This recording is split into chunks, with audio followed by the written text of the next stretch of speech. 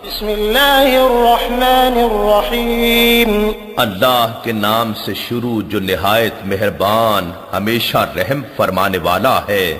أرأيت الذي يكذب بالدين فذلك الذي يدع اليتيم ولا يحض على طعام المسكين۔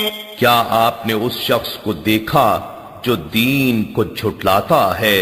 تو یہ وہ شخص ہے جو یتیم کو دھکے دیتا ہے، یعنی یتیموں کی حاجات کو رد کرتا اور انہیں حق سے محروم رکھتا ہے، اور محتاج کو کھانا کھلانے کی ترغیب نہیں دیتا، یعنی معاشرے سے غریبوں اور محتاجوں کے معاشی استحصال کے خاتمے کی کوشش نہیں کرتا۔ فويل للمصلين الذين هم عن صلاتهم ساهون۔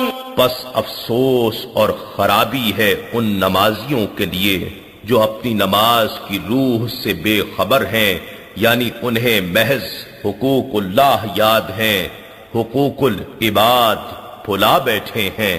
الذين هم يراءون ويمنعون الماعون۔